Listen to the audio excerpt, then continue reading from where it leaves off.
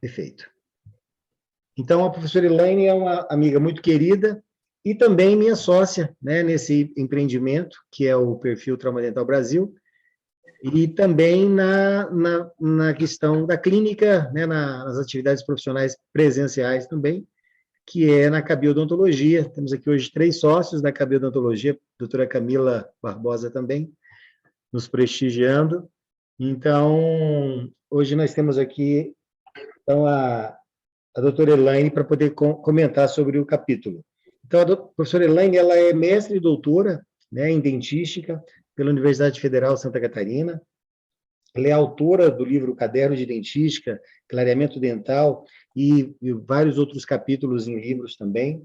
Ela é professora nos cursos de especialização e atualização em dentística no Instituto Área, aqui em Brasília. Ela é sócia proprietária, né, na Cabiodontologia, junto comigo e com a doutora Camila. Ela, como eu disse, cofundadora, né, do Perfil Trauma Dental Brasil e também minha parceira no curso online, né, que é o Workflow das Urgências em Traumatismos Dentários. Então, a professora Elaine é uma expert no assunto, então deixo agora a palavra com ela. Boa noite. Obrigada, meu amigo. Eu adoro falar aqui no grupo de estudos, porque do jeito que às vezes eu trago alguma informação, eu também aprendo muito. E caminhamos aí por 40 capítulos, né? Nem acredito. Eu achei que a gente fosse terminar em 2025, mas a gente está terminando até antes. E é sempre muito interessante falar sobre esse tema, porque é um assunto que veio comigo desde do mestrado, quando eu fiz em Florianópolis, né? Já há algum tempo. E na época do mestrado, na Federal de Santa Catarina, eu estou tentando tirar barra com o nome de todo mundo aqui, aí eu coloco. E eu já fiz um mestrado avaliando a morfologia da estrutura dentária pós-clareamento. Depois surgiu a oportunidade, o professor Baratieri convidou para escrever um livro junto com ele, com os professores da disciplina. Então, desde então, é um assunto que eu gosto muito e sempre me atualizo em relação ao tema.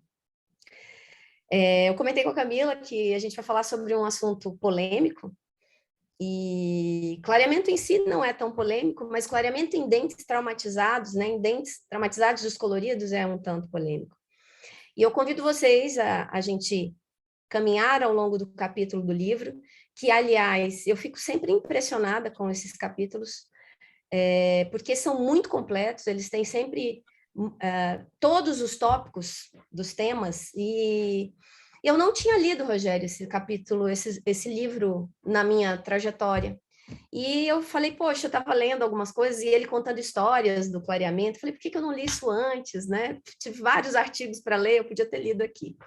Mas foi muito gostoso relembrar algumas coisas, né, da época que eu estudava muito clareamento, e eu achei muito interessante, assim, vale a pena a leitura, não é muito grande, mas ele aborda tudo, é um polvo esse livro, é impressionante.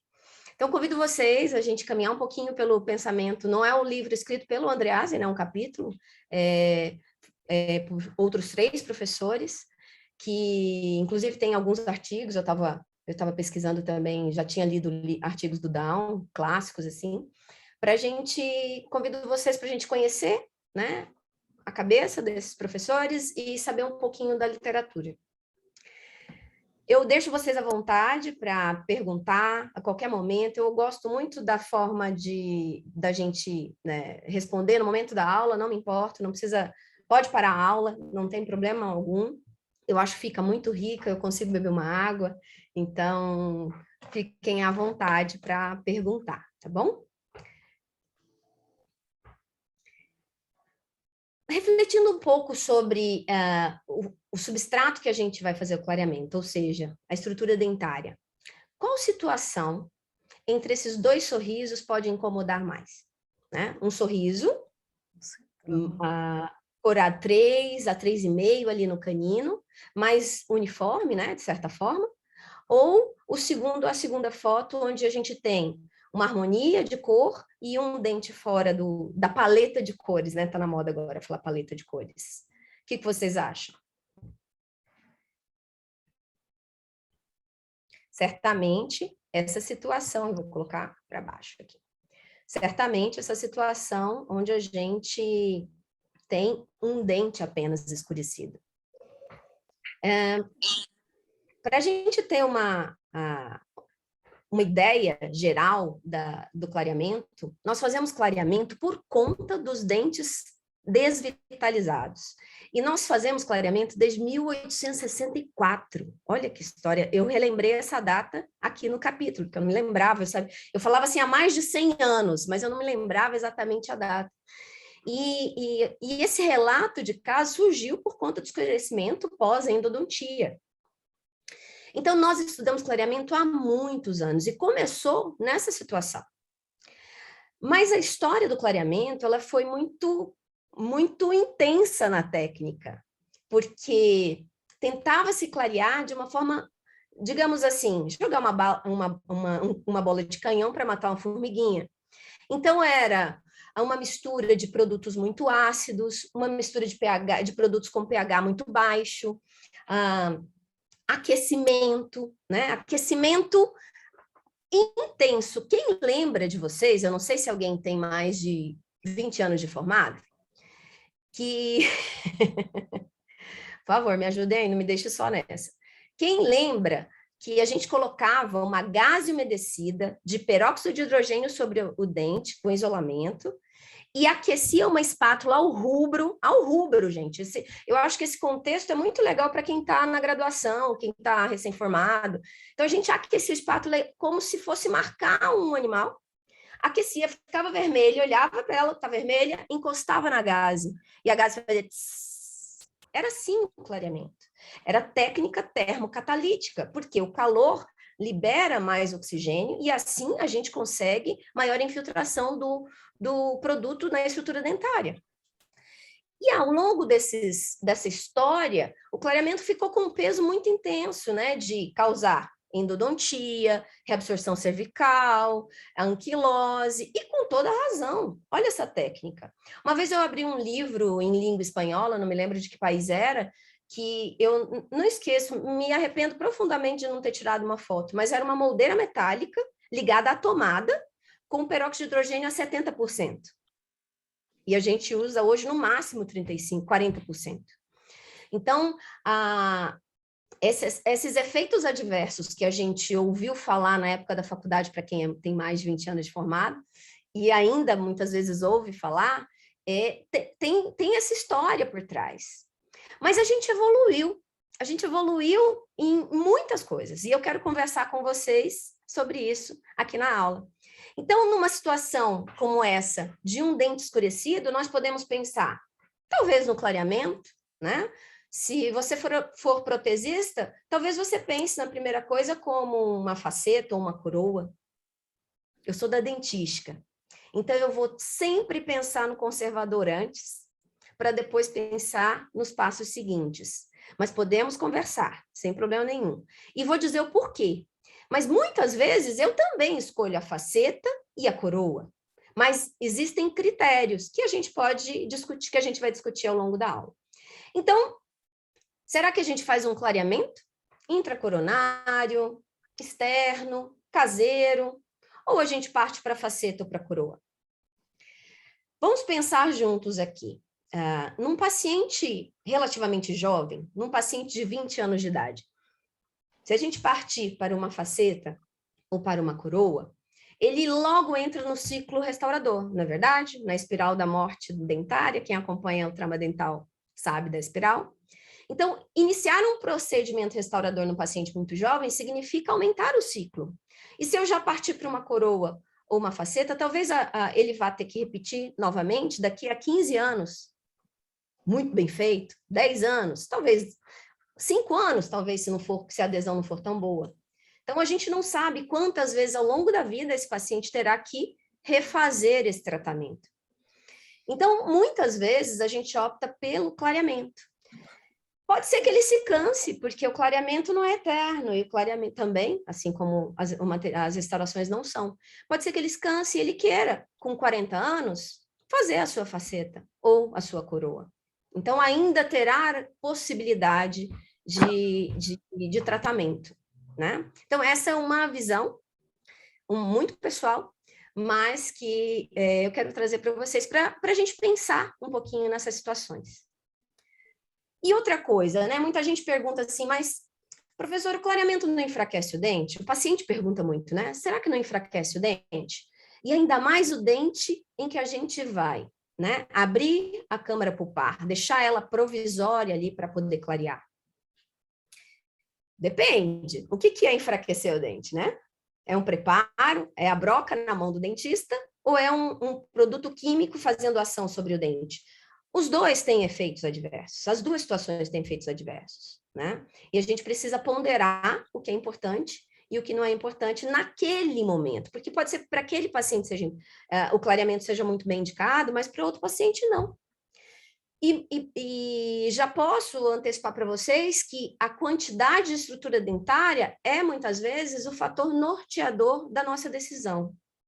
O histórico de trauma é um fator norteador da nossa decisão também. Então, estou trazendo essas questões para a gente começar a refletir e pensar. O clareamento por si só, se eu pegar um pedaço de dente, né, uma amostra dentária, e aplicar o produto sobre o dente, e levar numa máquina para avaliar a dureza, ele por si só, o de uso caseiro ou de concentrações medianas, até o de alta concentração, eles não diminuem a dureza. A gente tem perda de cálcio, tem perda de fosfato, tem mudança de textura, com os produtos muito concentrados. Os caseiros, muito pouca alteração. Então, nós temos alterações de superfície, mas essas alterações, pessoal, não são clinicamente significativas. Tanto que até hoje a gente continua fazendo clareamento. E não temos na literatura algo que nos contraindique. Mesmo porque a estrutura dentária está dentro da cavidade oral. E o que tem na cavidade oral que é fantástica para poder reverter os efeitos do clareamento? A saliva. A saliva tem a capacidade de remineralização. Então, o cálcio fosfato que foi perdido, ela repõe. Então, essa questão do enfraquecimento cai por terra, tá? Eu vejo muito mais, por exemplo, o enfraquecimento que a gente tinha na cabeça. Eu lembro quando eu entrei na faculdade, eu vou falar a data, 94, né? A gente tinha medo de fazer o clareamento, mas a gente também indicava clareamento para dentes muito restaurados. Os pacientes eram muito simples, não tinham condições de fazer tratamentos protéticos. Mas a gente indicava para dentes com classe 3, classe 4 de um lado, classe 5. E aí é claro que enfraquece. Na verdade, não é o clareamento que enfraquece. É a falta de estrutura dentária. É uma oclusão desequilibrada que enfraquece. Então, é muito ampla essa pergunta quando a gente fala em enfraquecimento do dente, porque não está relacionado simplesmente a um produto. O capítulo, ele transita, né? Ele inicia falando sobre etiologia, depois fala um pouquinho de agentes clareadores, entra em técnica operatória e aqui destrincha, falando de prognóstico, de efeitos adversos, e finaliza falando do clareamento dental externo. Então, convido vocês a viajarem aqui comigo. Vamos começar falando de etiologia. Qual é a causa do escurecimento dentário dentro dos dentes desvitalizados, né? O trauma em um dente pode causar o sangramento pulpar, não é verdade? Né? No caso do trauma do ligamento periodontal. E também de rompimento do feixe vasculo-nervoso. Então, ele pode levar à descoloração rósea devido à penetração de sangue dentro dos fluidos dentinários. Então, por si só, né, pelo traumatismo, a gente tem uma alteração de cor, pode existir essa alteração de cor dos dentes. Esse é um caso aqui que justamente aconteceu dessa forma que eu estou falando para vocês. Outra causa do escurecimento é a deposição de restos necróticos do tecido pulpar, né? O dente já em necrose, ficou muito tempo ali e entrou dentro do túbulo dentinário, muitas vezes uma coloração mais puxada para o marrom, é outra possibilidade. Outra coisa importante também muitas vezes, quando a gente vai fazer a abertura para um clareamento ou vai trocar uma restauração palatina, a gente percebe que tem teto de câmara pulpar ainda. E muitas vezes com tecidinho ali, ó, parado, necrosado ali. Então, a gente precisa sempre também verificar isso no momento da restauração, das restaurações que a gente for fazer, porque às vezes simplesmente trocando a restauração, acertando a abertura cavitária, a gente consegue uma leve limpeza ali daquela região e um clareamento sutil. Medicamentos também de procedimentos endodônticos, né? Como cimentos endodônticos, MTA, agregados de trióxido mineral, ou antibióticos também podem levar a essa descoloração. Ele cita, Rogério, a minociclina em pasta antibiótica tripla. Não sei, eu não me lembro da gente ter, não sei que pasta é essa, não sei o nome dela, mas ele cita essa pasta também como causadora da descoloração. Ledermix, Helena. Ledermix, não é? Eu só não sabia o nome dele. Então, a endodontia avançou muito nessa questão, eles são super cuidadosos em relação a isso, mas, né, a gente ainda convive com o escurecimento de endodontias passadas, né? Então, os medicamentos também podem levar essa alteração de cor. Trauma na dentição decídua pode danificar o desenvolvimento do dente permanente, que vai romper, em algumas situações, descolorido devido a distúrbios da deposição de matriz e mineralização. Muitas vezes não é escurecido, mas é descolorido, é uma mancha branca, um tom diferente do dente, por conta desse trauma, né, no germe do dente permanente. Então, é um fator também de alteração de cor. E, por fim, uma situação que é muito comum hoje em dia a gente avaliar, a gente visualizar e diagnosticar, que é a calcificação completa, né, da câmara pulpar ou do conduto radicular. E essa dentina terciária, ela pode ter um efeito de inflamação pulpar, né, é um efeito protetor, ou de um bruxismo intenso, ou de um trauma, que depois acabou caminhando para obliteração completa. Mas essa esclerose dentinária, essa obliteração da câmara afetam as propriedades de transmissão de luz do dente. E muitas vezes o paciente nem percebe, porque como vai havendo a deposição ao longo de uma vida, né, de anos, esse escurecimento vai sendo sutil, suave. Muitas vezes nós, né, numa profilaxia, que observamos um tom um pouco diferente, na radiografia a gente percebe essa coloração. Mas como que nós vamos fazer o clareamento? Que produtos são disponíveis para o clareamento intracoronário? Todos os agentes clareadores, hoje, são à base de peróxido de hidrogênio, tanto para dentes vitais, quanto para dentes não vitais, tá? E todos eles, na presença de saliva, na presença do contato da moldeira, ou próximo ao dente, esse produto irá se degradar em água e oxigênio. E o oxigênio está aqui em vermelho, porque é justamente ele que vai entrar dentro dos túbulos dentinários, poros do esmalte, e iniciar o processo, a reação de oxirredução, que é a reação base do clareamento. Dentro da técnica intracoronária, existem algumas possibilidades de clareamento. A primeira e mais tradicional é o perborato de sódio. Talvez a galera formada 5 anos para cá nem saiba do perborato de sódio. Mas o perborato de sódio já era aquele produto lá de 100 anos atrás. Só que naquela época, perborato de sódio era misturado com um líquido. Esse perborato é um pó. Eu posso fazer uma pasta com água ou soro fisiológico e aplicar dentro dentro daquele dente. Mas há um tempo atrás era perborato de sódio e peróxido de hidrogênio na forma líquida e misturada. E aí os autores fazem um adendo em relação a essa questão, falando que as altas concentrações de peróxido também naquela época levaram à reabsorção cervical externa. E hoje a gente precisa evitar produtos de altíssima concentração. Tanto que a gente ficou aqui, ó, transitando nesses 3 produtos. Então, o perborato de sódio é super tradicional. O peróxido de hidrogênio a 35%, na forma de gel, é o mesmo produto utilizado para o clareamento realizado em consultório.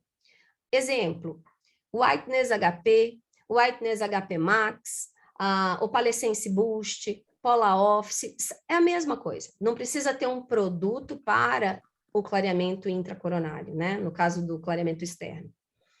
E nós podemos também clarear dentes com peróxido de carbamida. Inclusive, tem citações de trabalhos apresentando, comparando o peróxido de carbamida 10% com o perborato, e mostrando que não há diferença entre os dois na qualidade, na eficácia do clareamento. Então, vamos conversar e discutir um pouquinho sobre essas possibilidades. Começando aqui pela carbamida. Na verdade, eu comecei pelo hidrogênio, né? Mas vamos aqui na carbamida. O peróxido de hidrogênio, ele se apresenta na forma ativa. Então, se eu tenho peróxido de hidrogênio a 35%, é o hidrogênio a 35% que vai iniciar o clareamento, porque ele já é o clareador. A carbamida, a 10%, vou dar um exemplo mais comum, né? Que é a de menor concentração, ela precisa se degradar em ureia, e ela vai se degradar 7% em ureia e 3% em peróxido de hidrogênio. Então, aquela concentração que a gente compra na dental não é efetivamente o que vai realmente fazer o clareamento. Então, o interessante da carbamida é que ela tem uma liberação lenta, ao contrário do peróxido de hidrogênio, que é uma liberação rápida. Por isso, no consultório, nós ficamos 30 minutos, 45 minutos, 50 minutos, e a carbamida a gente pode fazer o clareamento de 2 horas a 8 horas. Ele pode ser diurno, ele pode ser de 2 horas, ou ele pode ser noturno também. E nós chegamos no mesmo lugar, porque se decompõe em ureia e peróxido de hidrogênio, e o hidrogênio vai se decompor em água e oxigênio. Já o perborato de sódio tem uma degradação um pouco diferente, chega no peróxido de hidrogênio da mesma forma, é um pó, né? Você compra, se não me engano, a FGM vende, a Biodinâmica, não sei se DFL, existe ainda no mercado, já não é muito mais utilizado, talvez pelos produtos novos, né? A gente gosta de caixinha nova, de produto novo, de coisa nova, então ele foi ficando um pouquinho para o lado. E com o advento da odontologia adesiva, com a possibilidade da gente fazer facetas finíssimas, com adesivos excelentes, a indicação do clareamento ficou muito mais reduzida, né? Então, a gente também, só fazendo um parêntese, até os estudos, gente, sobre clareamento intracoronário são muito mais escassos agora. Eu fui procurar revisão sistemática, Rogério, tem uma, assim, recente, sabe? Recente, não peguei as antigas. Tem bem pouca produção. Por quê? Primeiro, pelo medo, sim, da reabsorção cervical externa, mas também porque a gente tem outras possibilidades adesivas. Bom, então o perborato de sódio é um pó branco que, associado à água, como é a proposta do livro, né? O pH dele é de 9,8. Por que o pH é importante? Porque a gente não quer que ocorra perda de minerais da estrutura. Então, abaixo do pH 6,5, 7, a gente já tem perda de cálcio fosfato. Então, a gente precisa de um pH elevado. Só que o perborato de sódio, naquela época lá, no início do século passado, né? Era usado com peróxido de hidrogênio a 30% e ainda é vendido nas dentais assim, tá? Se não me engano, ainda é vendido assim. Só que o pH da solução de peróxido de hidrogênio é pH 2. Né? E aí a gente vai levar sobre o dente um produto altamente ácido, altamente com uma grande permeabilidade dentro da estrutura dentária. E o que chega no esmalte, que passa pela dentina, chega na polpa, tá? Em dentes vitais. Mas a mistura de perborato e peróxido de hidrogênio, o pH é em torno de 5, ainda assim ácido. Por isso, o livro, os autores não recomendam a utilização com a solução de peróxido de hidrogênio. Eu estou falando isso porque eu sei que é vendido ainda em dental. O peróxido de hidrogênio, quais as possibilidades, assim, que produtos, né? Eu já até falei alguns para vocês, né? O Opalesense Boost, esse do meio, ele é um produto da marca da Ultradente, que foi a primeira empresa a lançar um clareador de uso odontológico, né? Então, ele tem muitos anos de mercado, o Opalesense Boost. E uma empresa excelente no Brasil é o Whiteness é a FGM, que tem várias versões de clareamento. Alguém quer fazer uma pergunta? Eu não estou vendo todo mundo, Rogério, aí se você puder olhar. Então, esses produtos são peróxido de hidrogênio a 35%, esse da direita, o Whiteness HP, o do meio a 40%, e o da esquerda é um produto da Ultradent de uso endodôntico, chama o Palesense Endo. Ele é para ser usado como perborato, misturando pó e líquido e colocando dentro da câmara pulpar, tá? Mas ele é a base de peróxido de hidrogênio. Existem outros produtos que são a base de peróxido de carbamida e podem ser, são de uso endodôntico, por exemplo, a FGM tem o Whiteness Super Endo, e vendido normalmente no mercado, que é carbamida a 37%. Vamos lá, se carbamida 10 equivale a 3%, carbamida 37 equivale a praticamente 10%, 10, 11%. Né? Então, isso significa que eu estou usando peróxido de hidrogênio a 10, 11% dentro da câmara pulpar. E a gente tem que pontuar o que é alta concentração e o que é baixa concentração. Tá? E já falando da técnica, eu vou trazer esse conhecimento de novo, eu vou relembrar vocês desses produtos. A BM4 também tem um produto que é carbamida 37%, que pode ser usado externo e internamente. Essa aqui é só curiosidade para vocês lembrarem, talvez vocês usem algum produto desse, e eu queria relembrá-los. O clareamento, ele precisa de tempo para agir. Então, não existe mágica, porque não é só o fator concentração. O fator tempo é tão importante quanto a concentração. Eu lembro quando eu comecei a escrever o livro, eu ficava, gente, como é que pode? Eles falavam que é clareamento em uma única sessão. Clareamento em uma única sessão. Aí tinha um equipamento, aquele que a gente tem lá no consultório, que parecia o microfone do Roberto Carlos, e que vinha assim, na frente, com gel. Nos Estados Unidos tinham até quiosques no shopping, né? Que você podia fazer clareamento. E falando que o clareamento era possível em uma única sessão. Hoje, né, o que é a maturidade, né? Hoje a gente sabe que uma sessão só se ele for A1, né? Talvez do A1 ele clareie um pouquinho.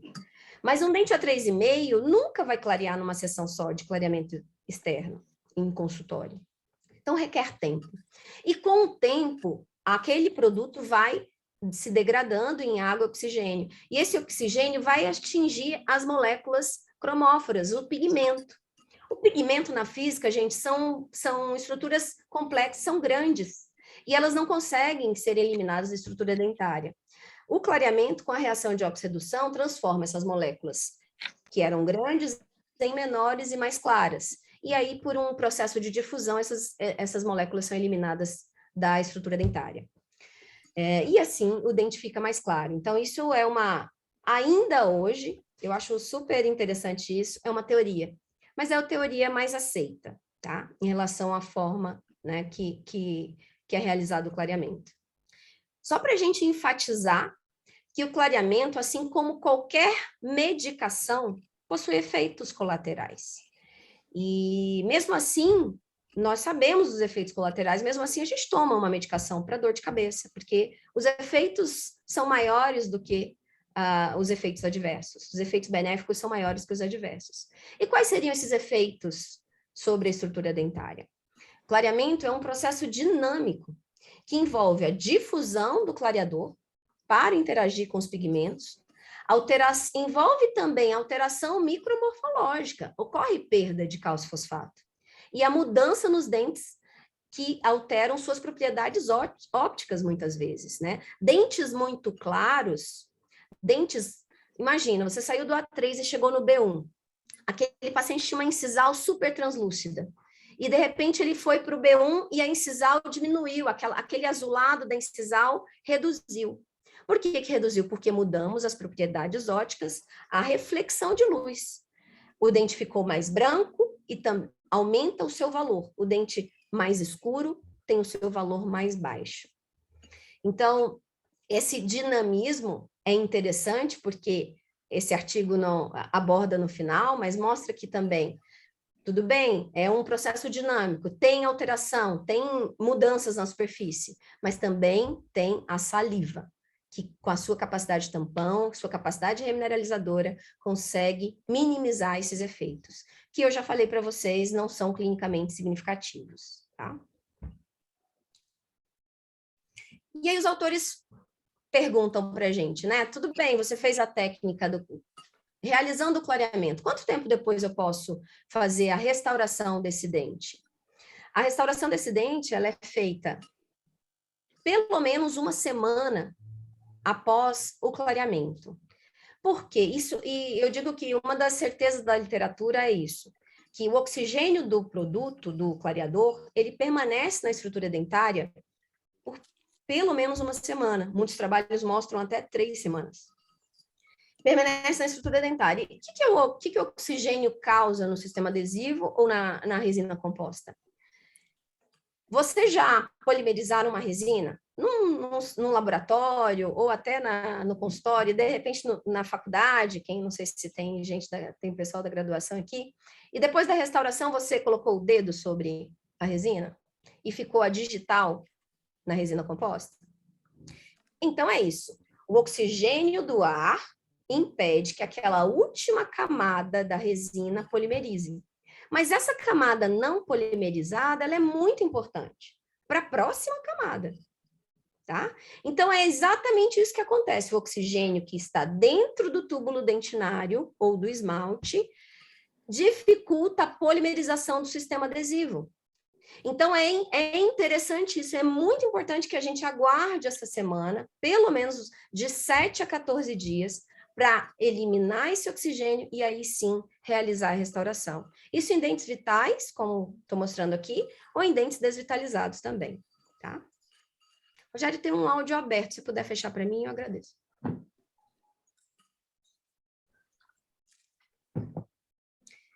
E como que nós vamos fazer? Eu já acabei falando algumas coisas, né? Porque eu acredito que todo mundo já fez ou tenha noção da técnica. Como que a gente faz o clareamento intracoronário? Como se pode fazer esse clareamento?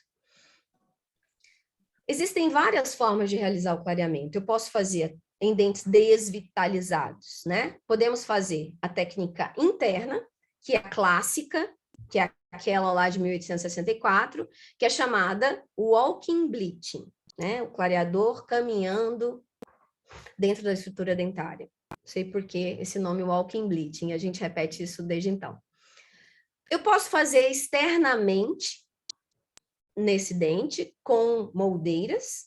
Eu vou mostrar para vocês, apesar de não estar no capítulo do livro. O clareamento, eu posso fazer o clareamento em consultório, como nesse caso aqui da direita que eu estou mostrando para vocês, onde a gente está fazendo clareamento externo e clareamento interno. Aproveitando que eu já abri para fazer o selamento biomecânico, a gente pode já iniciar o clareamento de consultório ali, para depois colocar o produto internamente e colocar o provisório e o paciente para casa, se assim for a sua escolha, tá? Podemos fazer técnica combinada, eu posso fazer o walking bleaching e posso fazer o clareamento externo? Tudo bem, podemos fazer também. Então, a gente vai falar um pouquinho quais são os pré-requisitos para um clareamento intracoronário, independente da sua escolha. Se você vai abrir a câmara pulpar e vai colocar produto ali dentro da câmara pulpar, existem alguns pré-requisitos. Tanto se você usar carbamida, perborato, peróxido de hidrogênio, para qualquer produto, é preciso realizar essas etapas aqui e avaliar a qualidade de alguns pontos importantes aqui. Por exemplo, o primeiro deles, o canal radicular tem que estar devidamente obturado para evitar que os agentes clareadores possam entrar para a região periodontal, tá? Então, isso é fator importantíssimo. Está na dúvida, é melhor retratar, se for o caso, ou não fazer. O dente candidato ao clareamento não vital, desvitalizado, deve manter grande parte de sua integridade coronária. Aqui chegamos num ponto que eu já comentei no início da aula, que é um ponto importantíssimo. Deixa eu ver se tem imagem aqui. A indicação nossa, né? Então, eu tenho esse caso aqui. Uma paciente que tem bruxismo, eu vejo pela borda incisal, que tem a coroa clínica curta, que tem uma classe 4 de um lado. Tudo bem, não é que se for restaurado não pode fazer, mas tem uma classe 4, corioclínica curta. E tem uma abertura endodôntica gigante, que eu consigo até visualizar a translucidez pela vestibular. Então, olhando esse dente, já está contraindicado para fazer um clareamento intracoronário. Porque lembra aquela história do enfraquecimento dentário? Não é o produto em si que vai gerar o enfraquecimento, é o contexto que aquele dente está e como ele está. Né? Muitas vezes é pela oclusão o nosso medo. Então, é importante que a gente pense, reflita nas indicações também, para que a gente consiga ter sucesso e fazer com tranquilidade, sem medo de efeitos adversos. A indicação ideal é essa, melhor dos mundos, né? Sem desgaste, dente na vestibular não está restaurado e abertura endodôntica exclusiva ali daquela região. Então, essa é a melhor situação. Se tiver guia canina, se tiver protrusiva equilibrada, a gente vai ter certeza que não tem uma interferência oclusal e que aquele dente está bem forte. Para vocês terem uma ideia, em dente posterior e até em dente anterior, quando a gente perde a crista marginal, e no caso aqui seria mesial e distal, né? Quando a gente perde crista marginal de dente posterior, a gente perde 60% da resistência daquela estrutura dentária. Então, se eu tenho uma estrutura dentária como essa aqui, eu posso dizer com certeza que não vai haver fratura, porque eu tenho muita estrutura dentária, praticamente, né, a resistência de um dente íntegro, tá bom? Não chega do dente íntegro, mas não é como se tivesse a mesial distal rompida. Outro pré-requisito, se você for fazer a abertura, se você quiser simplesmente trocar a restauração, se quiser fazer o clareamento, observe se tem teto de câmara, né? Faça a correção da abertura endodôntica. Às vezes, a endodontia foi feita 10 anos atrás, então é importante a gente ter esse critério. E remoção de dentina cariada, lógico, e material obturador da câmara pulpar. Outro ponto importante, né? Muitas vezes a gutapeste em bastão está alta, ou a gutapeste do cimento endodôntico está ainda dentro da câmara pulpar, e isso pode também, esse material pode levar à degradação e gerar alteração de cor na estrutura dentária. E por fim, se não me engano, tem um quinto, mas talvez o ponto muito importante, mais importante, talvez esse ponto tenha feito a diferença na possibilidade de clarear, na diferença entre o que fazemos hoje e o que era feito em 1900, que é a execução de um selante cervical biomecânico.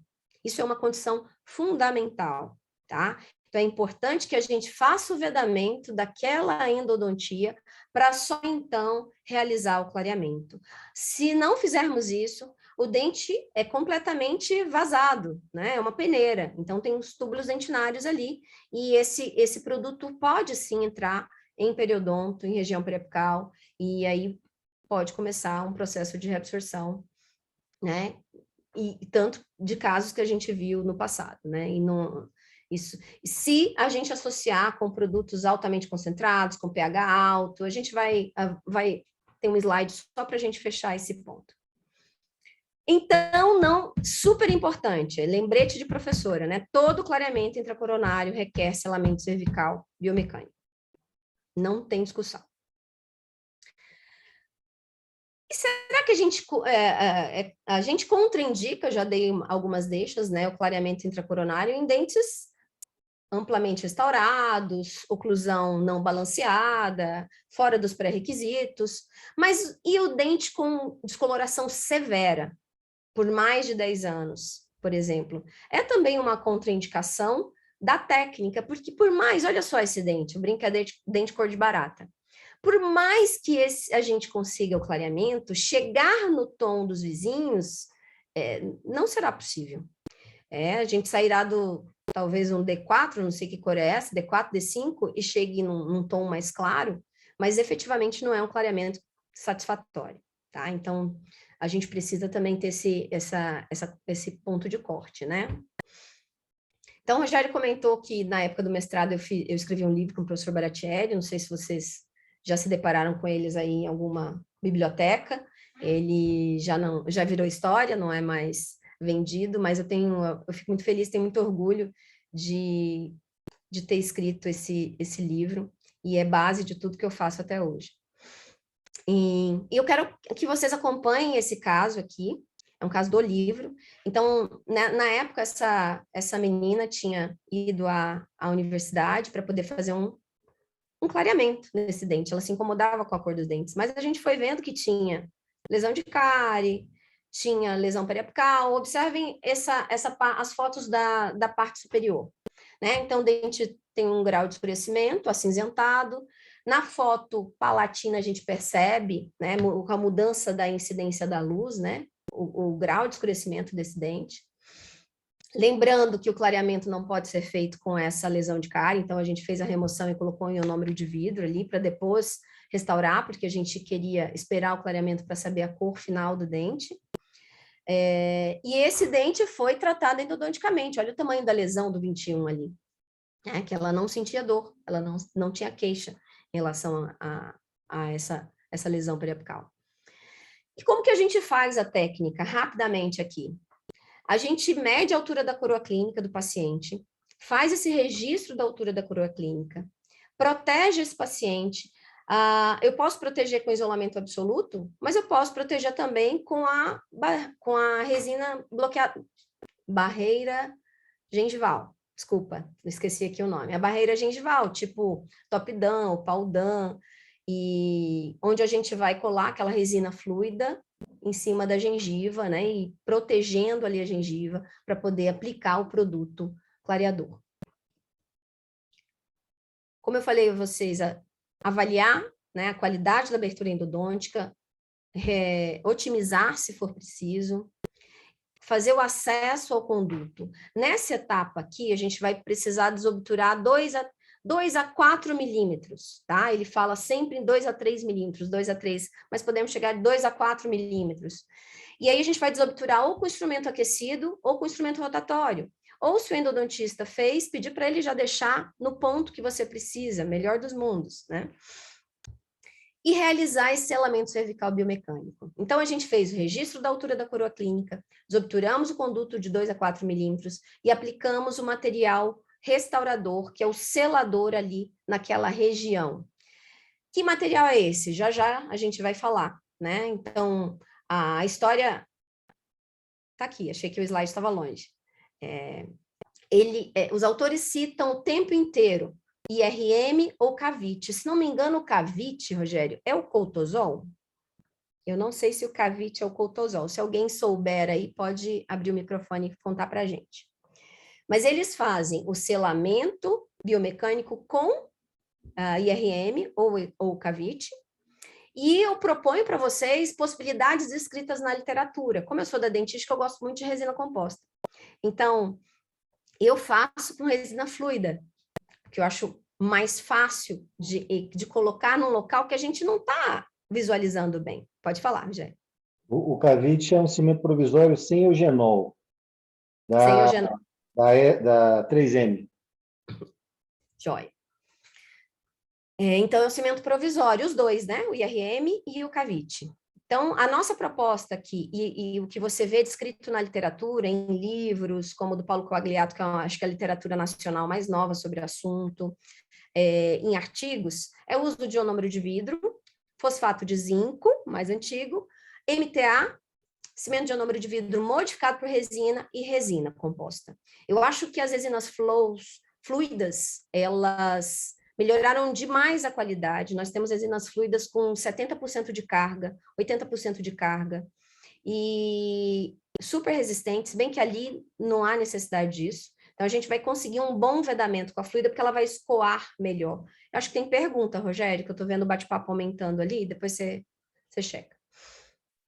Então, essa é uma possibilidade, tá? Nesse esquema, que é a abertura do capítulo, né, que é essa imagem aqui, a gente vê aqui a gutapercha em rosa, eu estou fazendo exatamente a numeração do desenho. A nossa proposta, né? Ionômero, ou fosfato, ou MTA, ou CIV, ou resina. MTA tem a desvantagem do preço. O número 3, peróxido, aqui é a colocação do produto, e aí pode ser peróxido de hidrogênio, se for clareamento externo, carbamida e perborato de sódio. Ele propõe perborato de sódio mais água, ponto, tá? E para vedar esse produto dentro da câmara pulpar, resina composta ou cimento de ionômero de vidro.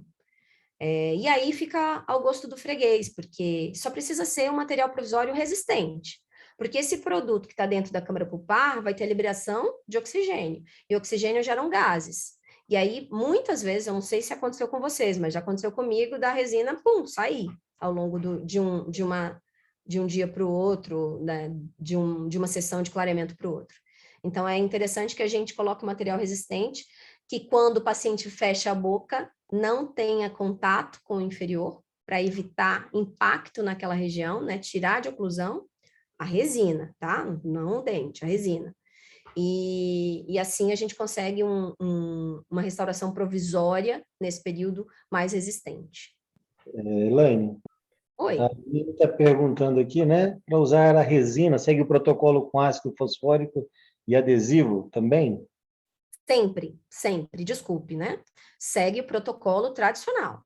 Ácido fosfórico, sistema adesivo, seca, polimeriza e coloca a resina composta. Agora, a minha dica é o seguinte: quando a gente aplica o sistema adesivo e a resina fluida, às vezes a gente deixa tocar nas paredes ao redor, ali na câmara pulpar, por exemplo. Então, depois que você colocar, você vai medir novamente a altura da coroa clínica. Então, a gente mediu por fora, agora você vai medir por dentro, porque eu preciso ter desobturado 2 a 4 milímetros, certo? Então, eu tenho que conferir se eu conseguir desobturar. Quando você desobturou, vamos supor, vou dar um número aqui, 4 milímetros. Aí eu fiz ácido adesivo, resina. Consegui colocar 3 milímetros de resina. Só que 1 milímetro para deixar para o clareamento, espaço para clareamento, é pouco. Então, eu pego uma broca, muitas vezes, e rebaixo um pouquinho essa resina para deixar 2 milímetros. E quando eu estou passando a broca suavemente ali na resina rebaixando, eu também toquei um pouquinho nas paredes. E aí eu estou tirando aquele adesivo que entrou na estrutura. Lembra que o oxigênio vai entrar no túbulo dentinário?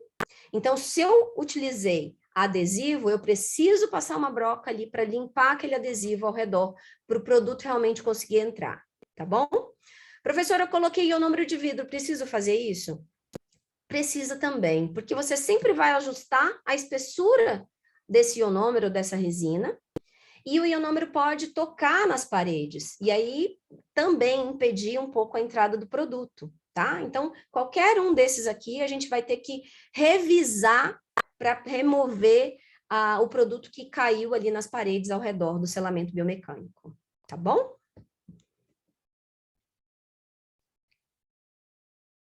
Então, alguns lembretes, tá? Trocar restaurações infiltradas antes do clareamento. Vou fazer clareamento intracoronário. Vai gerar um gás ali, tem restauração infiltrada. Aquele oxigênio vai ser liberado pela infiltração entre o dente e a restauração. Professora, mas vou trocar a restauração e vou clarear? Troca a restauração, é um mal necessário, estava infiltrada. Clareio depois. Talvez tenha que revisar a cor da restauração depois. Mas aí você só troca esmalte, por exemplo. E aí você consegue uma uniformização bacana também. Comece o clareamento pelo dente desvitalizado, descolorido, né? A gente usa o termo, quando o Rogério me passou o capítulo, eu falei descolorido, não entrava muito na minha cabeça. Eu falei, não, vamos trocar, tá esquisito descolorido, porque a gente fala escurecido, né? Mas agora eu já estou até achando normal. Então, se eu tenho um dente escurecido, 2 dentes escurecidos e todos os outros no mesmo tom, na mesma paleta de cores, faça o clareamento primeiro nesses que são mais escuros. Porque a gente não sabe qual o ganho de clareamento ali daqueles dentes. Já pensou eu tentar fazer de todo mundo e o dente não clarear? O dente escurecido não clarear? E aí eu vendi clareamento, eu não vendi faceta e nem coroa para o paciente. Então, isso é importante para a gente não ficar frustrado aí com a técnica. Não há necessidade de usar ácido fosfórico antes do clareador. Aí eu tô contradizendo o meu capítulo, tá? Tem hora que a gente quer defender, né? Quando a gente faz uma pesquisa, a gente quer defender. Mas eles recomendam o uso do ácido fosfórico antes do clareador, se eu for fazer na câmara pulpar. A gente não precisa mais, tem trabalhos mostrando que não há necessidade de aplicar ácido fosfórico para depois colocar o clareador, tá? Então, Para que a gente vai deixar a estrutura mais permeável? Se o oxigênio tem baixíssimo peso molecular e ele consegue entrar muito bem dentro da estrutura dentária, tá? Então, a gente não recomenda o uso de ácido fosfórico. Eu posso, sim, associar o clareamento intracoronário com o clareamento externo, tá? É possível. O dente está muito escuro, está muito desafiador, conversou com o paciente, ele topou, pode ser associado. Mas pacientes que têm escurecimento mais recente respondem melhor ao clareamento, tá? Isso é um ponto legal. Dente, meu dente é escuro assim já tem 10 anos, sinal de alerta. Já tem 5 anos, sinal de alerta. Não, eu fiz a endo ano passado e começou a escurecer. Então, você pode evitar associar. E aí você pode fazer simplesmente clareamento intracoronário, se for o caso, ou simplesmente o externo. Depois a gente conversa sobre isso. E se o dente, não sei se aconteceu com vocês, mas já aconteceu comigo assim, do dente ficar, às vezes, um pouco mais claro do que os outros. O dente desvitalizado ficou um pouco mais claro do que os outros. Isso é ruim? Não, isso é ótimo. Por quê? Há uma recidiva de cor, né? Em qualquer técnica de clareamento, logo que terminar o clareamento, ele vai estar mais reluzente, vai ter uma reflexão maior de luz do que quando passar um certo tempo, tá? Então, não é ruim que isso aconteça. Vamos recapitular? A gente já conseguiu desobturar, fez o selamento cervical biomecânico, e aí eu vou fazer o clareamento intracoronário, se eu quiser, mas eu posso fazer simplesmente o clareamento externo, como vocês estão vendo aqui. É um externo interno, né? Só que eu vou lavar e tirar, eu não vou deixar o produto ali dentro da câmara pulpar. Por que eu não posso deixar este produto aí, que é hidrogênio a 35% dentro da câmara pulpar? Porque ele é hidrogênio e ele é altamente reativo. Então, eu vou deixar 3 dias, uma semana, ele não vai fazer efeito. Eu preciso de um produto que tenha longa duração de liberação do oxigênio e não o hidrogênio. Então, o hidrogênio, ele funciona aqui, no clareamento externo. Faço dentro da abertura endodôntica, faço fora, ok. Mas para deixar com a bolinha de algodão, não é recomendável. Mesmo porque ele é um produto de alta concentração. Lembra que a gente estava falando de diminuir a concentração para deixar dentro da câmara pulpar? Tá? No clareamento externo, gente, não precisamos fazer ativação por luz. Esse era o outro ponto, né? Aquela técnica que eu falei para vocês, termocatalítica, ela ficou muitos anos, né, sendo feita na odontologia, porque o oxigênio era liberado mais rápido, então tinha uma ação rápida por conta do calor. A gente aplicou luz por muitos anos, e não era essa luz laser LED que a gente usa hoje, não. Era uma luz halógena, né, dos equipamentos de fotoativação antigos, e ela gerava aquecimento. Então, a gente não precisa nem de luz que aqueça, nem de luz nenhuma, porque o produto vai por si só, pela reação das partes, ele vai conseguir fazer o clareamento. Por quê? Porque o oxigênio consegue entrar com muita facilidade na estrutura dentária. Mas de quanto em quanto tempo eu posso repetir esse clareamento? Eu posso fazer de 3 a 7 dias? Posso. Posso fazer todo dia? Não, né? Então, de preferência, deixar de 3 a 7 dias para que a gente faça sessões ou de clareamento externo ou das trocas dos produtos ali dentro, tá? E eu posso fazer de 4 a 5 aplicações. Já tem produtos mais novos, o Whiteness HP, o Blue da FGM, eles recomendam 3 sessões, 3 aplicações também. Então, lembrando que vocês, só vou voltar aqui, ó, nessa imagem, número 3 aqui na imagem e no item 3 aqui da setinha 3, a gente colocou o produto dentro da câmara pulpar e fechou com uma restauração provisória. E aí, só para... Deixa eu voltar aqui no slide. E aqui, só para relembrar, não sei se vocês lembram, muitas vezes a gente colocava uma bolinha de algodão no fundo da cavidade com o produto, porque tem produto que é fluido. Vou dar um exemplo para vocês. O Superendo, ele é mais fluido. Então, às vezes a gente coloca o produto lá e coloca a resina, a gente percebe que ele vaza. Então, é melhor colocá-lo junto com uma bolinha de algodão, lá e depois vir com a restauração. Isso não acontece com perborato, porque é um pó, eu posso fazer o pó bem sequinho, não preciso deixar ele muito aguado. E depois eu posso aplicar ionômero de vidro com uma Centrix, se for o caso, até com espátula é possível também, e fazer uma restauração com resina composta. Como que é essa restauração provisória com resina composta? Você pode, antes de colocar o produto, aplicar ácido fosfórico só na margem da estrutura, só na margem da cavidade, perdão, só na margem da cavidade. E depois, e sem adesivo, colocar a resina composta. Por quê? O professor não vai colar isso mesmo, a gente quer que fique levemente resistente, a gente não quer que não solte. Porque na próxima vinda do paciente, eu preciso destacar essa resina para fazer a troca do produto. Então, eu quero que ela fique levemente ali resistente e não completamente resistente, tá? Então, eu não faço ácido, adesivo e resina. É um ácido, coloco a resina e polimerizo. E tem trabalhos mostrando assim, coloco o ácido, a resina e depois aplico um adesivo por fora. Só para dar um cheirinho de adesivo e polimeriza. É uma forma de fazer uma restauração de resina mais resistente. Mas eu acho que o grande sacada aí não é nem a resina, acho que a resina até fica, né? A gente faz com resina, com ionômero, é a oclusão, é não deixar que aconteça toque nesse material restaurador quando o paciente vem em máxima intercuspidação, tá? Então, aquela paciente, onde nós fizemos o clareamento interno e externo, né? Olha o antes aqui à direita, superior, olha o depois. A restauração de ionômero de vidro ali já estava soltando, mas o dente que a gente estava trabalhando estava intacto ali.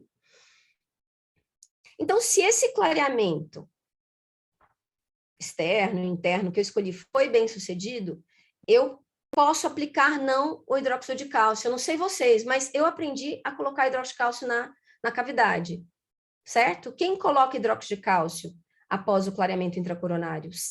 Não o cimento, né? O hidróxido de cálcio PA, o proanálise. No livro, achei muito curioso, porque é uma técnica que a gente faz há muitos anos, a gente repete a aplicação do hidróxido de cálcio, mas a gente não tem conclusivamente, assim, que efetivamente que esse produto vai neutralizar o agente clareador lá dentro.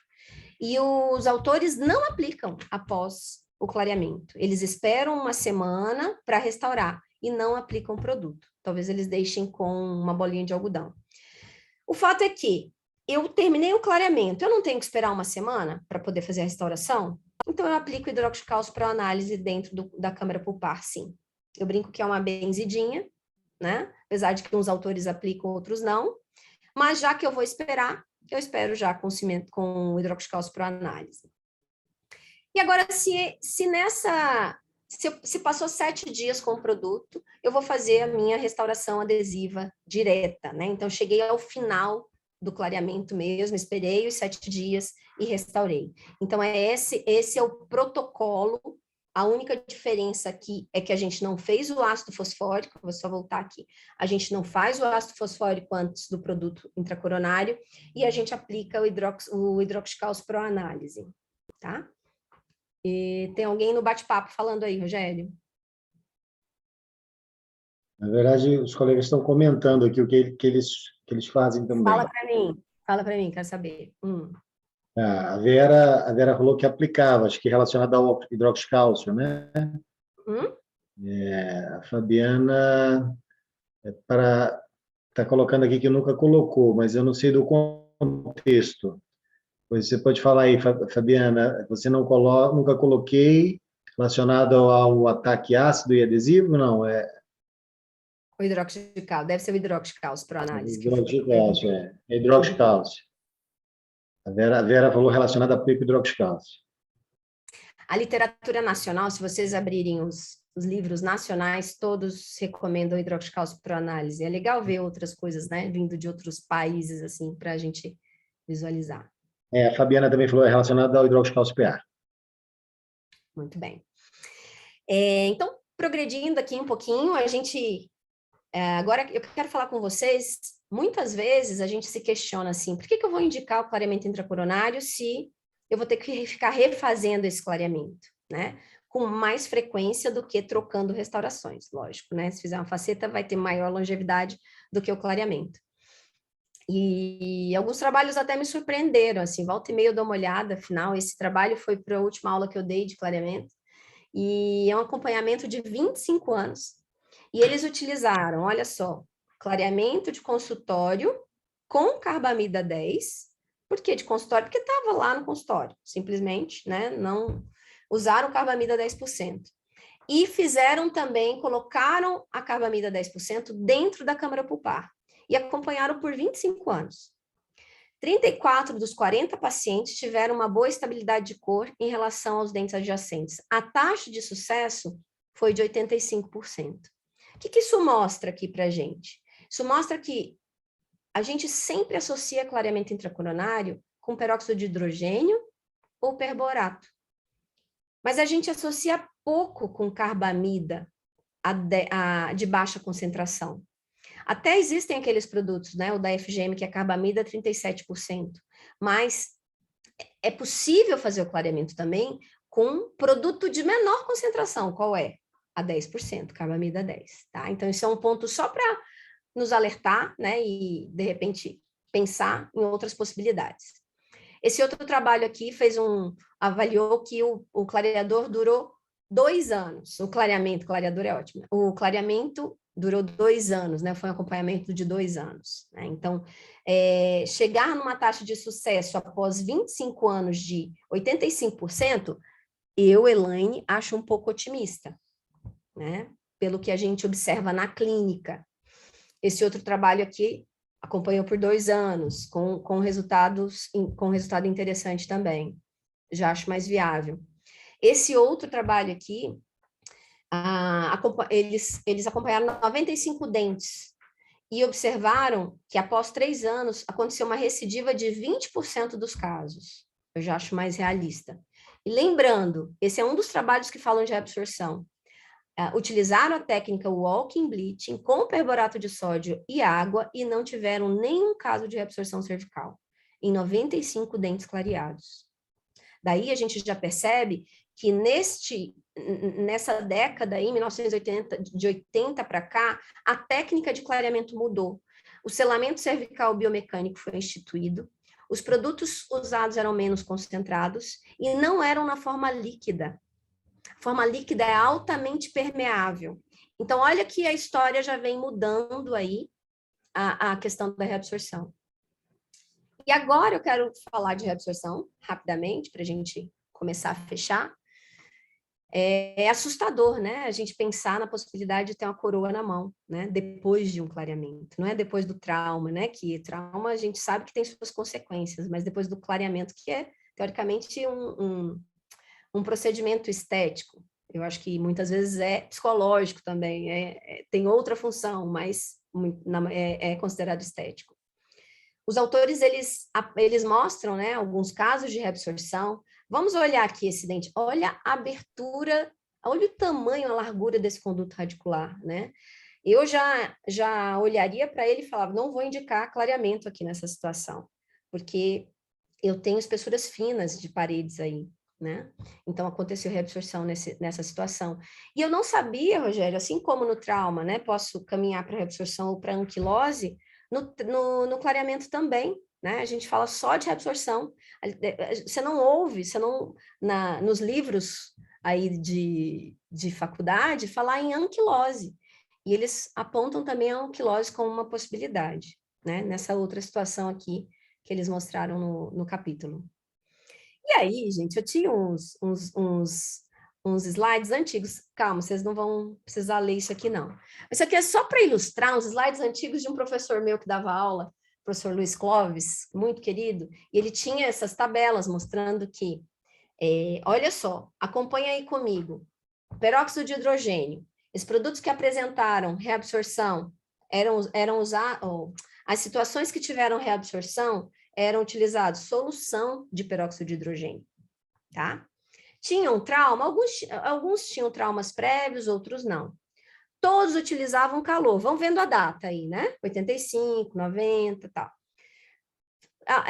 Alguns não relataram se utilizavam selamento ou não cervical, mas todos eles relatados não utilizavam selamento cervical biomecânico, ou seja, A gente faz clareamento há 100 anos, a gente começou a utilizar selamento cervical biomecânico no final da década de 1990, acho que, vamos colocar, nos anos 2000, né? Então, isso é um ponto interessante. Olha aqui de novo, vários trabalhos, e nenhum dos trabalhos utilizando o selamento cervical biomecânico. Utilizando solução, que é aquele de pH 2, né? E utilizando muitos deles utilizando calor também, tá? Então, isso tudo que eu falei para vocês pode levar à reabsorção. Mas o que mudou, né, dos anos 2000 para cá, daquela época para 2000 para cá? Uso do selamento cervical biomecânico, produtos de pH neutro. Hoje você abre o produto, tem lá o pH 6,9, 7. Os fabricantes se preocupam em trazer o pH neutro. Ao invés de usarmos solução, nós utilizamos géis, né? Não recomendamos mais o uso do líquido, do superoxol, né? Que é do peróxido de hidrogênio, apesar de ser vendido na dental, tá? E não utilizamos mais a técnica do aquecimento da espátula ao rubro, né? Da termocatalítica, nem pensar. Então, são pontos que mudaram ao longo da técnica. E aqui eu trago um trabalho bem atual, que faz um compilado de trabalhos também, mostrando já dessa época, e os mais novos, que é interessante. Então, se você vai correndo o olho na segunda coluna e na última coluna da direita, que é o percentual de reabsorção cervical externa, se você vai correndo o dedinho aqui, você vê que os trabalhos mais novos, ali de 1998, 99, 2006, 2009, tem 0% de reabsorção cervical. Entenderam? Por conta desses fatores que eu estou comentando com vocês. Então, esses autores concluem que não há evidência que exista uma causa direta da reabsorção cervical externa usando protocolos mais modernos. Ninguém está falando do passado, tá? Lá realmente existia. Contudo, essa associação histórica mesmo, gente, de mais de 100 anos, é difícil a gente se libertar desse medo, né?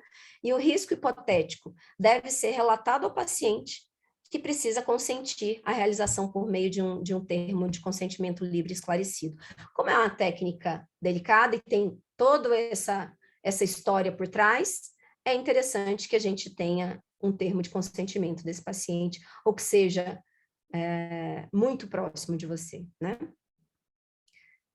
Além daqueles fatores que eu falei, selamento, pH neutro, uso de géis, fim da técnica termocatalítica, os autores ainda acrescentam tomar cuidado com dentes com histórico de trauma, porque dentes com histórico de trauma já podem caminhar para a reabsorção, né?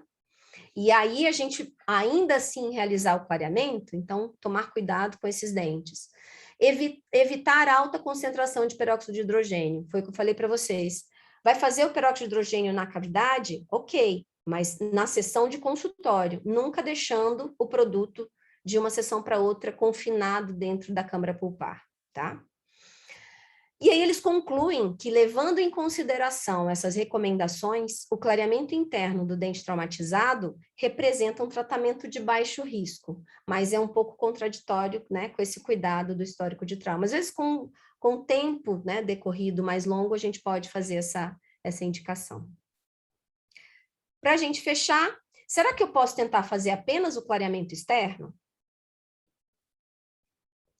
E é interessante porque o livro pontua assim, clareamento intracoronário, se não der certo, o externo. Só que a gente pode brincar, né? Porque é mais seguro o externo do que o interno, não é verdade? Já que eu tenho um certo receio da reabsorção cervical. Então, vamos brincar, tá bom? Saindo um pouquinho do livro. Esse paciente tinha o dente 21, mais escurecido por calcificação distrófica da polpa. E quando a gente foi checar a radiografia, observem que, olha só, tá invertido, viu, gente? A imagem, me perdoe. Aqui é o 21, aqui é o 11, me perdoe. A câmara pulpar está obliterada, mas o conduto está em vias de obliteração. Olha a diferença do desenho do conduto e da câmara pulpar dos dois incisivos. Então, está ocorrendo um escurecimento gradativo. Como fazer um clareamento nesse caso? Eu não vou acessar a câmara pulpar para isso, apesar de ter na literatura até indicações antigas falando para acessar, mas a gente não vai fazer. Então, a gente optou e a gente brincou de fazer clareamento caseiro externo. Como? Fez a moldeira, cortou o plástico, a moldeira nos dentes adjacentes e pediu para o paciente colocar o produto simplesmente naquele dente. Nessa época, eu usava esse alívio, que era uma resina, uma barreira gengival que a gente colocava, um alíviozinho no dente, com a intenção de colocar mais gel. A gente nem precisa fazer mais isso hoje. E olha só o resultado final, sem Photoshop. Isso aqui é slide escaneado, tá? Sem Photoshop. Então, a gente teve um resultado muito interessante com dentes, com um dente que teve obliteração completamente da câmara pulpar, tá? Ao mesmo tempo, você fala, nossa, então só vou fazer clareamento caseiro, mas eu já tive outras situações em que eu não consegui o clareamento. Né? Então, o clareamento é um procedimento junto com o paciente, olha só, nós vamos fazer. Existe um percentual de insucesso, você não vai ser esse, você não vai estar dentro dele, mas existe. Né? A gente precisa ser bem realista com o nosso paciente. Esse outro caso já tem lá no nosso perfil do trauma dental e eu gosto muito dele porque a gente fez 2 formas de clareamento aqui. Então, essa paciente tinha, olha só, uma endodontia no dente 11 e tinha calcificação completa do conduto e câmara pulpar no dente 22, tá? Super medrosa, já tinha feito clareamento intracoronário, mas observe essa radiografia do dente 11, gente, não tem parece que tem resina composta, e depois tem um material mais radiopaco, e depois tem a guta. Eu falei, olha, no mínimo eu vou precisar abrir e remover essa resina, não sei o que tem lá dentro, não sei se é gutapestin de bastão que está ali, eu preciso avaliar, porque, como eu falei para vocês, às vezes removendo só a restauração, já dá uma renovada ali na coloração do dente. Então, quando eu fui remover, eu vi que tinha uns materiais diferentes e propus para ela, vamos fazer o clareamento externo, só o externo era interno, mas eu não deixei produto dentro da câmara pulpar. E assim nós fizemos. Aqui é para mostrar a calcificação completa do conduto. E assim nós fizemos, dessa forma. Foram 2 sessões de clareamento. Eu não vou descer de novo depois. Daniel, pode fechar seu som? Obrigada.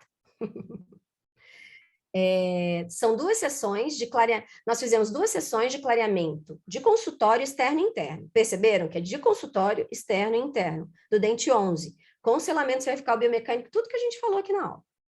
3 aplicações de peróxido de hidrogênio no dente 22, que é o mesmo produto que a gente tinha aplicado no externo e interno, né? Tanto por vestibular quanto por lingual, e no 11 também. Então, o que eu fiz? Começamos no 11 e depois a gente juntou com o 22. E depois depois que clareei os 2, nós fizemos clareamento de consultório em todos os dentes. Então, foi uma mescla aí, mas tudo realizado em consultório, tá? E o resultado final aqui, ó. Olha só, o 11 e olha só o 22. Ela fez clareamento em consultório. Você fala, professora, eu não clareio muito, não. Eu também acho que se fosse associado o caseiro com o consultório, ou só o caseiro, estaria mais claro, mas foi uma opção da paciente, tá? Os autores afirmam que o tratamento estético de longa duração de dentes obliterados raramente é possível, sem tratamento invasivo, como facetas de porcelana grossa, eles falam desse jeito, foi a tradução, ou coroa total. Então, o que eu quero mostrar para vocês aqui, que é possível a gente fazer clareamento de dentes com conduto completamente obliterado, em consultório ou caseiro, tá? Então, não há necessidade simplesmente de passar para um procedimento restaurador. Eu coloquei aqui interrogação porque é uma frase de dentro do capítulo, que eu estou mostrando um outro lado para vocês, tá? E, por fim, eu queria lembrá-los que nós vivemos em um Brasil que tem vários Brasis dentro, né? Então, às vezes, a gente quer indicar a faceta, né, o procedimento mais caro para o nosso paciente que não tem condições financeiras de pagar, ou que não tem idade para fazer esse procedimento, e que o clareamento intracoronário, sim, é uma possibilidade, tá? Então, queria fazê-los pensar, né, refletir sobre isso, e convidá-los a tentar o clareamento externo, que eu acho muito interessante em consultório, como eu mostrei os últimos casos para vocês. Eu também evito o clareamento intracoronário sempre que eu posso, mas eu também me sinto segura de fazer se eu estiver dentro daqueles critérios que eu comentei com vocês, tá bom? Se tiverem alguma pergunta, fiquem à vontade, e obrigada pela atenção até agora, né? Deixa eu ver, 9h30, eu imaginei que eu pararia aqui mesmo. Obrigada.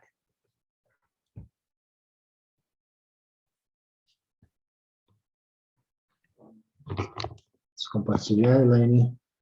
Vocês fazem, todos fazem, gente? Ninguém tem medo de fazer clareamento intracoronário? Bem, Elaine, deixa eu só começar. Eu prefiro passar para você. Tá bom. Eu acho ótimo. Né? Então, o fato de trabalhar com a Elaine me faculta algumas vantagens aí. Pois bem, pessoal, A Vera colocou. a Vera disse que tem medo. Deixa eu falar um relato para vocês, né? Elaine, você quer descompartilhar para o pessoal ficar todo mundo aí na tela? Se for o caso, a gente... Perdão. Não precisa, não. Tá aqui. É que eu Pronto. achei que eu tivesse. Aí as pessoas podem abrir o microfone agora para fazer as perguntas. Fiquem muito à vontade agora, pessoal. Se não, pode botar no chat também. Tá. Vera, eu vou falar uma coisa para você, né? Eu fazia, né, no início lá, né, da minha vida lá do mestrado, do livro, e depois fiquei com medo de tantas pessoas, né, de repente em congresso, você vai vendo que não se faz, recomendando que não fazer.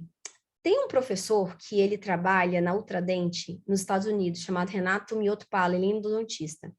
E de tanto que eu pesquisei para o livro, um dia, nessas lives aí, eu fiz tanta pergunta para ele que ele falou, vamos discutir juntos? Vamos fazer uma videoconferência? E a gente fez uma videoconferência. Falei, professor, você que vive o mundo aí, por que a gente tem tanto medo de fazer clareamento intracoronário se nós já fazemos selamento cervical, se a gente já sabe indicar, se usamos géis menos concentrados, né? Tudo aquilo que a gente falou na aula. Aí ele falou assim, pois é, Elaine, eu já dei aula em 60 países. O Brasil é o único que tem uma trava em relação ao clareamento intracoronário. Eu acho que tem muito a ver, Vera, com o sucesso da odontologia adesiva, porque é muito mais interessante para a gente, como dentista, fazer algo mais resolutivo do que tentar e, de repente, não saber quanto tempo vai durar. Não é previsível, né, para o nosso paciente, mas é possível para o paciente. Então, eu falo, eu sou uma dentista muito realista, Vera, então eu falo tudo dessa forma para o paciente. Então, e eu nem deixei vocês malucos, porque eu tinha uma outra técnica aqui, que eu só vou falar, e vocês vão ficar com um gostinho, que é que a gente coloca a moldeira, o carbamida 10% e deixa a câmara pulpar aberta, e leva lá. Então, os últimos casos que eu tenho feito, eu faço com carbamida a 10%. Menos concentrado, impossível, não existe outro menos concentrado, tá? Mariluze diz que fez sempre com perborato, excelente opção, Mariluze. Thaís tem receio. Adorei as dicas do clareamento em dentes com conduto calcificado, eu encaminhava para protesista. Olha aí, não, Mariluze, faz isso não. E é uma delícia ver que funciona. Claro que já tive situações de insucesso, né? A Vera está perguntando, o dente escurecido, com quanto tempo de escurecimento? Vera, eu coloquei lá no slide, né? Existe acima de 10 anos. Não existe um ponto de corte assim tão marcado, não, Vera. Não tem uma literatura que embase isso. É muito pela coloração. Muitas vezes o paciente fala, eu já tentei várias vezes fazer o clareamento, e você vê que está bem escurecido, aí sim. E às vezes está muito restaurado. Então é melhor fazer a prótese mesmo do que o clareamento, né?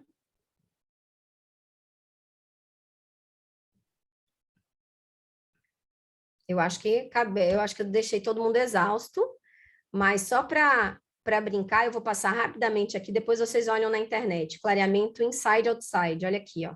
Aquela paciente que eu comecei a aula, olha só. dente daquela indicação de livro, né, gente? Câmara pulpar, selamento cervical biomecânico, a câmara pulpar ficou aberta, coloquei o produto na moldeira e coloquei o produto dentro do conduto. Olha o nível de clareamento. Depois a gente fez a restauração e o caso concluído. Essa paciente mudou para São Paulo, eu não consegui acompanhar mais, mas 2, 3 anos depois ainda estava com um resultado bem interessante, tá? Eu vou deixar só essa poeirinha aí no ouvido de vocês. Muito que bem, né, amigo? Bom, muito bom, Elaine. Pois bem, a gente, né, eu tenho o prazer de trabalhar com a professora Elaine, então eu sempre brinco, né, nós fazemos uma boa dupla. Eu gosto do atendimento de urgência, gosto né, de atender o caso ali com um trauma agudo e viabilizar a cicatrização, viabilizar a recuperação, enfim. A hora que a coisa está mais equilibrada, eu, né, encaminho para a doutora Elaine para ela deixar bonito, né, novamente. Então, a minha parte não é de deixar bonito, a minha parte é de cuidar e limitar os danos. Depois a Elaine faz a reabilitação estética e funcional, né, com muita habilidade. Então, acho que a gente se A parte mais completa, importante, né, Rogério? não é? Senão o dente não estaria ali, né? Mas né, todas as partes a gente se completa, né? Eu acho que as duas questões são muito importantes. Enfim, tivemos aqui elogios, ótima aula, Thaís. Que mais? Agradecimento. Enfim, a Vera, né? Elaine, Vera, isso. Oi, deixa eu só Paula. fazer uma pergunta. Pode Eu fazer. vi que você mostrou materiais que são clareadores realmente de endo, né? Para o conduto, é para dentro do dente, mas eu vi que eles são peróxidos de hidrogênio e tem de carbamida também, né? No caso, poderia usar o mesmo que usa externo e interno também? Não, porque aí, como você viu que ele tem o endo, por algum motivo ali, daí eu não vou te saber a química, eu não tentaria porque a degradação é mais lenta.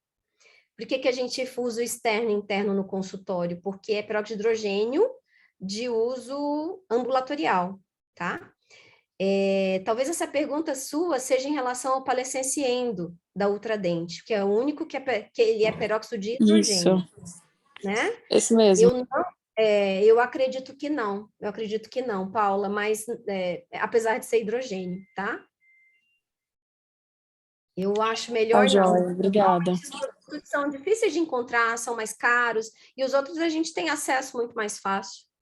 Agora, um que poderia ser externo e interno, acho que não sei se você pensou nele, é o BM4, que acho que ele é bem difundido aqui no Brasil, que é o...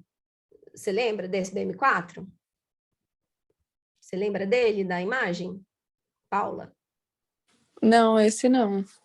O BM4, ele é carbamida 37% e ele é indicado para clareamento externo, para uso em consultório. Então, você poderia usar em cima e dentro do dente. Agora, o opalescenciendo, a indicação do fabricante é interno, tá? Mas tem isso mesmo, você pode fazer isso no BM4. Certo. E que seja externo, apenas externo, também não dá para usar interno, né? No consultório? Isso. No consultório Como, pode. por No exemplo, o consultório whiteness que você Você mostrou. não vai deixar dentro da câmara pulpar e mandar ele para casa, né? Não, Não. seria realmente No acompanhamento no consultório. consultório, sessão única, isso. Pode, foi o que eu mostrei para vocês. Aquele caso lá que você viu do roxinho, do lilás, roxo, meu Deus, eu tô péssima de cor, né? Do pink para o Sei, transparente, aquele caso é o Whiteness HP, o mais tradicional dele, aquele que sai do pink para o transparente. sei, aham. Então, você pode Não, tá usar qualquer certo. produto de consultório daquela forma ali. Só que Tá, não joia. deixar na câmara pulpar, tá? Tá, joia, muito obrigada. Obrigada a você. Obrigada, gente. Foi um prazer estar aqui com vocês. que bom, que eu tava até com uma certa tensão, mas foi bom. Pois bem, pessoal, então, para a felicidade de vocês, a professora Elaine concordou em deixar a aula gravada. Ela falou para mim, não fala para o pessoal que vai ficar gravado, né? Mas agora, né, antes, né? Agora a gente pode falar. Perguntou lá no grupo, aí ele vai lá, vai ficar gravado. Falei, para quê? O povo não vai se falar que vai ficar gravado. O pessoal não vai participar para fazer perguntas, enfim. Pois bem, pessoal, a gente agradece. Um abraço, gente. Agradecemos muito, né? Foi muito bacana tê-los aqui e a gente vamos dar sequência. Nós estamos aí ainda com alguns temas para finalizar do livro e a gente vai estar publicando lá em breve a nossa próxima aula, ok? Gente, boa noite, viu? Bom final de semana, né? Amanhã. Um grande Tchau, tchau. abraço a todos, hein? Até logo, tchau, tchau.